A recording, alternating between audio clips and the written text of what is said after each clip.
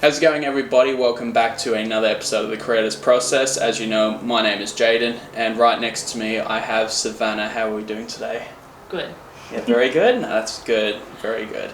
And so tell me, what do you do with yourself? So when it comes to the creative arts, what is the thing that you do? I'm a fashion designer, or aspiring fashion designer, I should say.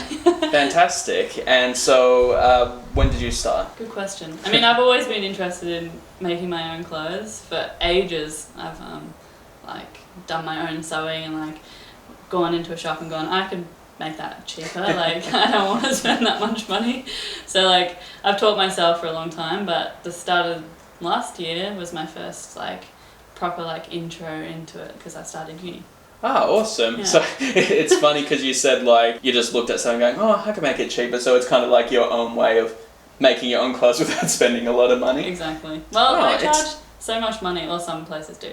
It's like, if I can make that by myself, why not? Yeah, exactly. It's like, how much is that? 200? Oh gosh, no, I'm going to go home and make that. I do. I look at the pattern, I'm like, okay, those sleeves, yeah. I actually take photos. I try it on, take a photo, go home and make it myself. Sneaky.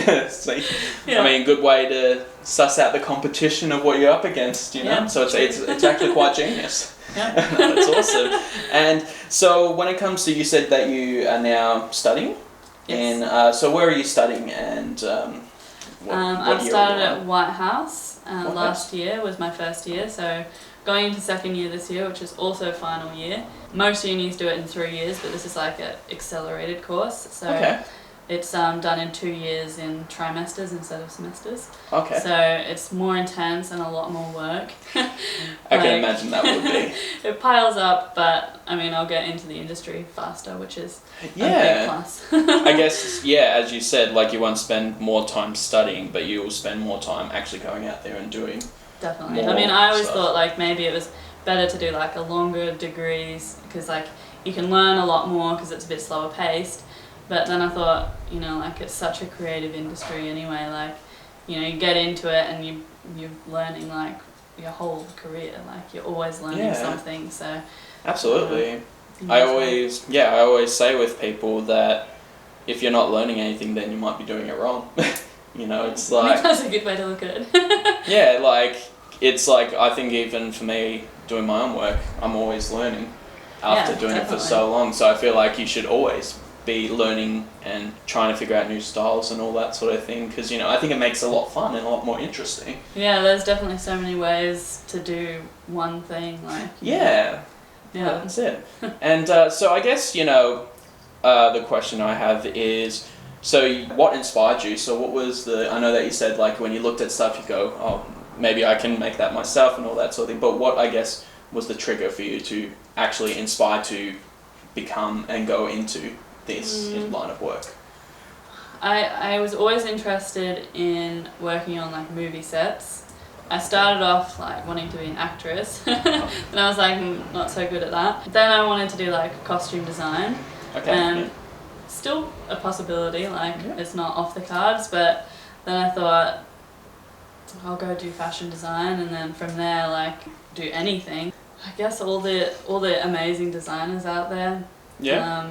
Inspired me so much to do design and do my own thing. Yeah. There's a cat in the scene. I'm so sorry, guys. You're right there, Thunder. Who are some of your favourite fashion designers that you really look up to? Alexander McQueen, definitely my favourite. Dior is another one. Dior is very sophisticated and clean. Alexander McQueen is definitely the opposite, especially when Alexander McQueen himself was the creative director. He was very he just had a very dark way of designing things, and it was very raw, and I just love that because it's so dramatic. Dior is the opposite, but I love it for the opposite reasons. It's very refined and sophisticated. I love anything couture. I think that's probably where I want to go, just because it's so creative. Yeah. Fast fashion or ready to wears, what we're wearing now. Yeah. Which I'm sure is very fun in itself because it would be challenging, but couture is like just next level because it's very. I'd love to do like avant-garde. Avant-garde? Which is like I don't know the direct like definition, but it's like very couture and like more art than fashion. Okay, yeah. So it's just like all those stuff that's like way out there. Oh, okay, like, cool, yeah. Yeah, so kind of like what you see on the similar to like runaway shows and like all that sort of thing, yeah, or you know, a little like bit the, different to like Golden Globes and like the oh yeah the there's just some crazy stuff like all those dresses like I suppose avant-garde would be like, you know, Lady Gaga when she wore the dress made out of meat. Gosh, like, who could not forget that? I wouldn't do that personally. That's not my thing, but that's more like avant-garde and like stuff that's just like out there, really out there. Gosh. So on the topic of that, just as a side question, what were your thoughts on her doing that? I didn't love it. Yeah. I mean, you know, art can be anything. Pretty much, yeah. And, you know, some weird stuff is really cool, but you can take it too far. There's definitely I feel like definitely boundaries. I feel like that line might have been crossed with her. Like, it was out there, but like I think when I first saw that, my initial thought was, that would have stunk. Like, especially, you know, like you're in an area with like flashing lights and thousands of people. Yeah. And yeah, like I just... Raw meat, yeah. No, like, because, I hate cutting raw meat, I couldn't wear it. Yeah. Imagine, and like when raw meat goes off, it smells bad. Like, so imagine... And how long does it show? Like, you know, a few hours. Yeah, like it goes for like maybe 4 or 5 hours or something like that, like, or something I don't know because I don't really watch it, but like it goes for a while. I don't think she wore it the whole time either, so that's, you know, that's good at least, but yeah. I feel like if I was wearing something like that, I would have to have a shower after that. Nope. I think she did, probably. She probably would have to. But yeah, no, I do remember that. That was such a iconic thing to happen. Definitely. Like from what, because I don't think anyone ever did that before. No, but yeah. I don't think so. No. I don't think anyone will do it again. No. I think we weren't thinking there was going to be another Madonna-like person, but That's then, true. then came along Lady Gaga. And then we got someone like that. And then, so I guess, I'll ask you about this, like when it comes to that sort of looks, we've talked about Lady Gaga's looks, what did you think of people's looks like David Bowie, Madonna, like all those type of people? What were your thoughts on their fashion style? Like, is that stuff that you would be interested in doing? A lot of people say that they can see, like, because that's very, like, sort of 80s, I guess. A lot of people say they can see sort of like the 80s thing in my design, like, I don't know, colours and stuff. But, yeah. I wouldn't say that I'm drawn to the 80s as an inspiration, but I like it. I appreciate the style. You know, when I go to design something, my first thoughts aren't, David Bowie or Madonna or all of those. Yeah. But I do love it. Like, I think it was a very fun time. It would have been a fun time to be alive. Yeah, absolutely. But I mean, I like it, but it's not my first inspiration. Yeah, you don't go straight to it when you design something. That's fair enough. No. Like, I do understand the type of, like, I mean, especially the colours. They're very bright. They're very out there. I mean, this brief specifically was bright and bold. So it had to be. No, I was never someone who liked colours. It was a very typically like black, white, all black, grey, boring. But I do now. I think now that I'm a little bit more comfortable with like design and more comfortable in my own style, I think I am more drawn to colours. Yeah. That's awesome. Yeah. Okay, so I guess talking on your dress that we have right behind us. So talk me through your, I guess, design process, your inspirations of creating this. What were your thoughts coming to creating it? Well, first we get a brief from school, and it's this one, like I said, was like bold and bright, color clashing, pattern clashing. Like I made this pattern myself. That's awesome. But to start with, I was inspired by the circus, so I wanted to do something that was. I like the idea of the circus. Like it's dramatic and fun, and like there's so many colours, and it's also like a bit out there in most parts. Yeah. So I thought I wanted to, do something that drawn like inspiration from circus. Mm-hmm. So after that, we keep like a design research journal. So you start with like heaps of research. So it's mostly just like researching into like the history of the circus, and then costumes that you like from the circus. And I just print everything out.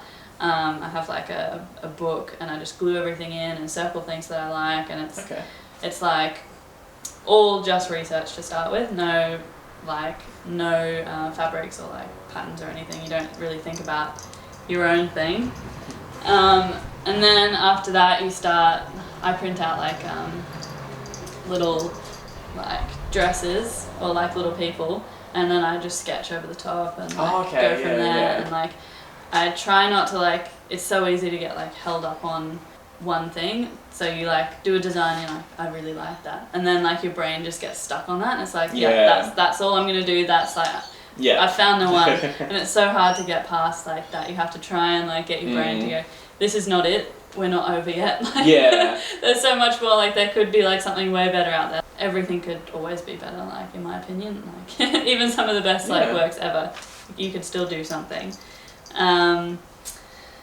After that, you start like doing text sketches on the computer, like to get all the details like done. And then finally you start doing like toiles. You do a mock-up design because it's just like cheap fabric.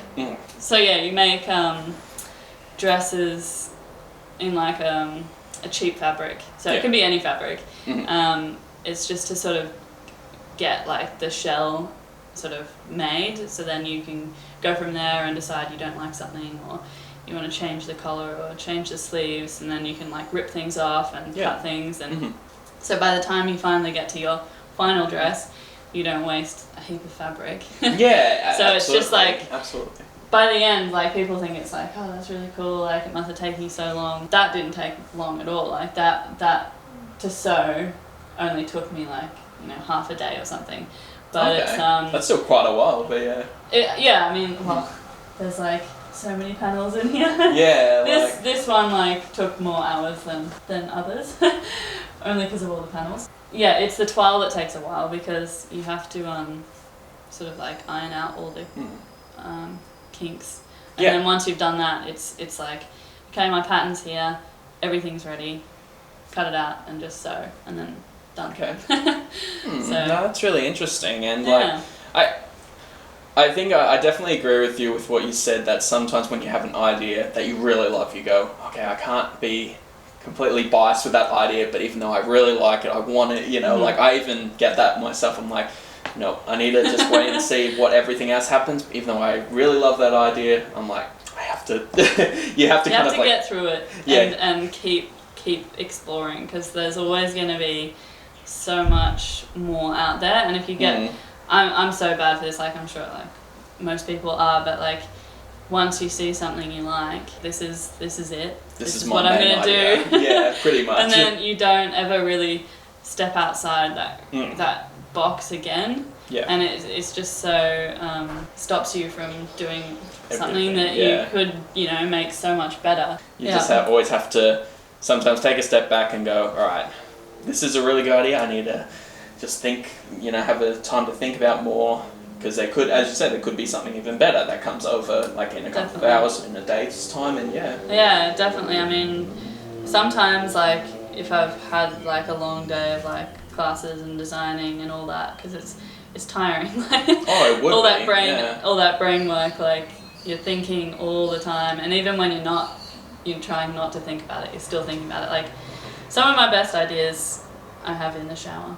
Like I'll be like, like I can't do any more design today, and then I'll like sleep on it, wake up, or like sometimes before I go to bed I I'll have a shower and I'll have a think. And it just sort It's of your like thinking comes, space. it just comes to me. Yeah, I mean, I think all artists have their like specific times where they think. Like for me, it's when I'm in bed. Like Yeah. I'm just like It's a good laying place. there, just sleep, like just thinking about stuff, and then I'm like, oh, actually, you know. And then sometimes it's like at 1 or 2 in the morning, I think about something, and then.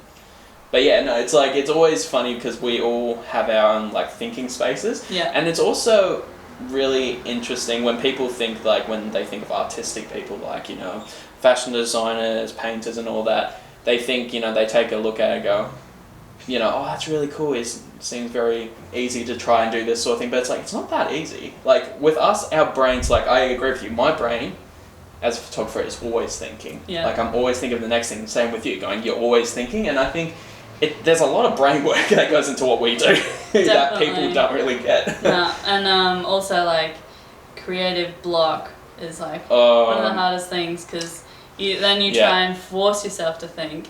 And it just gets worse and worse. It snowballs, and then you're just stuck for like days. That's why like I try my best. Once I've like, you know, thought like I can't think anymore today, like I'll just rest take a and step like back.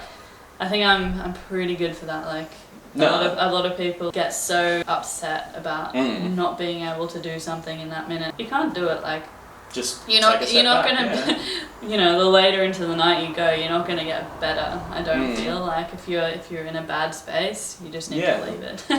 No, absolutely. No, I think I encourage a lot of people trying to do that as well, because I myself know that if I've forced myself to create, and then the next day when I'm in a more creative space, I look at what I did and I'm like, what was I thinking? You know, you just think, what are you thinking? Why did you think that was good at the time? But it's like, I think it's because when you have that creative block, you know, people think, oh, I need to force myself to do this. But then sometimes you might end up like completely stuffing it up and then might make it worse, or, you know, so I think it's always good to take that step, like as I was saying before, that step back, just so you can go reflect and just go, okay, what can I do now? And then when you reflect, you figure out something else, and then you go, oh, all right, let's do this, because I didn't think of that before. Yeah, definitely. And that's why like also a second pair of eyes is always so good, because if you're just like hung up in your own thoughts, you're the only person looking at it, you can turn something that was good into something really bad, and if there's no one there to tell you like this is good right now, like don't touch it until tomorrow. You know, sometimes I get my boyfriend to come up and just like give his opinion, and he's really good at giving his honest opinion, which is nice. Always a plus. We had like a huge pep talk. Like he's like, all right, I think that's not working. Like change that, do this, and like my mum's good too. Like I'll call her up and I'll be like, what do you think of that? Take a photo. Mum, what do you think of this? Yeah, it's always good to have someone else like look at it. Otherwise, absolutely. Yeah, you can mess up something pretty bad, I think. Oh yeah, and do you think it's important that that person is kind of like on the outside of what you do, so kind of like not a stylist and all that sort of thing, because it helps get an outside perspective? Definitely. Yeah, I mean, my boyfriend's not a fashion designer or a stylist or anything. He wants to do business studies, so the complete opposite. Complete opposite. So yeah, it's good to have someone's opinion who isn't a fashion designer or isn't a stylist, because they see it in a completely different way. Like absolutely, designers might, you know, obviously you're not all going to see it in the same way, but like you might sort of see it sort of from the same side, whereas someone who doesn't have that brain will see it from a completely different side, which is so important. No, that is, and you know, I think it helps. Like I feel like even for me, I've had the best advice from people who aren't in the line of work. Yeah, definitely. You know, like I've had family giving me ideas for titles for artworks, and I'm like, I can't believe I didn't think of that. You know, you just kind of go like, what? Why did I not think of that then? But then it's like because you have someone who's not in that line of work that is thinking of what they see when they look at it. You know, you need someone outside your bubble. Absolutely. No, I completely agree with you. For a final question, I like to ask some people. So for anyone who's watching on this video and is wanting to do styling and, you know, all that sort of thing, what advice would you give them to help, you know, pursue that? What would you say? I would say pick your favourite designers and use them as a base, and then just jump in and do it and research. Just go for it. Research. Pinterest is the best. Pinterest? Research like to the 10th degree. Everything you want to know, like about everything, so you have a really good understanding, like a deep understanding of everything you want to do. Yeah. And then just go for it. Yeah, just dive in and go for it. Yeah, you know? I think that's Got the biggest step. Like, Yeah. I think starting something, Absolutely. even if it is, you know, making a t-shirt or Yeah. making a skirt. Skirt was the first thing I made. Yeah. Probably the easiest. I think the first photo I took was on one of those little, one of those little small portable cameras that you would take on holiday. You know, so those, yeah. Yeah, so we all start somewhere, you know. Yeah. You know, and it's that trigger that goes, you know what, I want to pursue this. I want to take the leap. Yeah, you got it at the end of the day. So I think that's perfect advice. And so I want to say a huge thank you for inviting me into your studio where you create these amazing dresses and chatting to me about all your inspirations and your process of creating and all that. No problem at all. For everyone who's watching, thank you so much for watching. If you want to support Savannah's work, I will leave links to all of her accounts down below so you can see all of her incredible work to come the next couple of years and all that sort of thing. Support her work, comment, like, and subscribe, and I will see you in the next video.